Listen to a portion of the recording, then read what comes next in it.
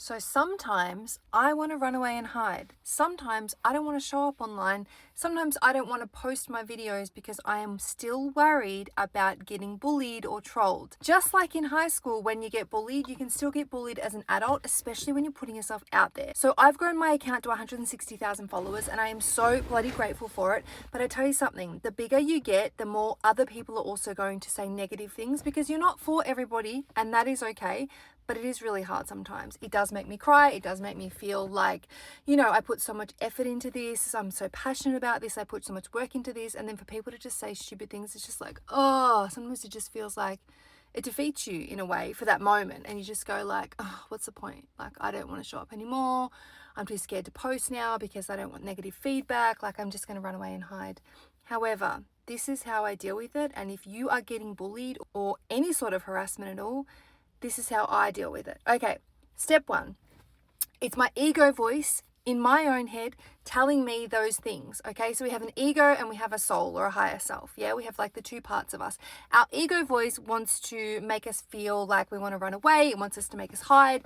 It wants to keep us small. It wants to play safe. It wants to basically rule our life with fear. When we can actually let our ego voice speak it all out, it really is cathartic. So first, that's what I do is I let myself fully feel it. I actually sometimes get a mirror as well, and I sit in front of the mirror and I'm like, with my higher self, I'm like interviewing my ego and I'm like, okay, ego, how do you feel? What do you want to say? And then I just become my ego and I'm like, it's not fair. This person's like this. I don't want to do it anymore, blah, blah, blah. And just like fully have the rage or the sadness or whatever comes out. Yeah. Get it all out. Then I become my higher self and my higher self will speak to my ego and be like, okay, so, but you realize that negative comment came from that person because they are a negative person. The second part is realizing the life that bully must be living behind closed doors.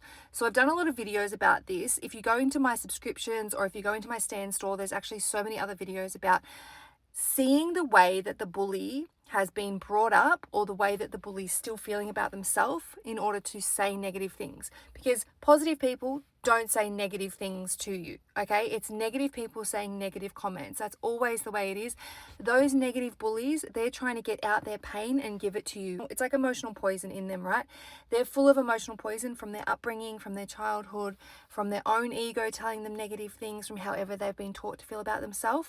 They want to then offload that and feed you their emotional poison. So like drink my emotional poison, get it out of me, and hopefully have some relief inside me. When my higher self reminds me of those things, I feel so much better. I'm like reminded that whatever they say is about them. I remember this with my hand. I go, this is not about me. Whatever other people say, it is not about you. It is about themselves.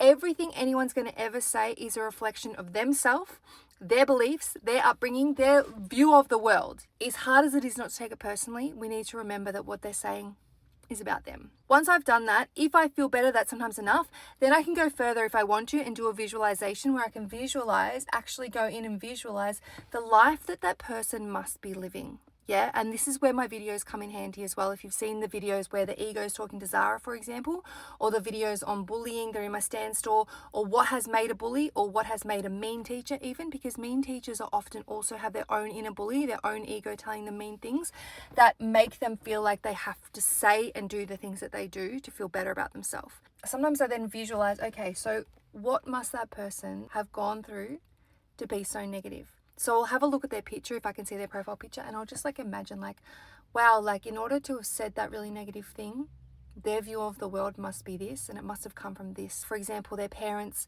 might be really hard on them, and then they're really hard on themselves, and then they're really hard on everyone else because they're feeling that anxiety, that tension inside themselves. There are so many different reasons, and this is also in my courses and things, like it teaches you as well about why bullies might be bullying. So there's so many reasons their upbringing have taught them to be that way. It's really sad. If you've even seen my series, you've seen Ethan's upbringing. Like Ethan is a typical boy in high school that's got a really rough upbringing, yeah?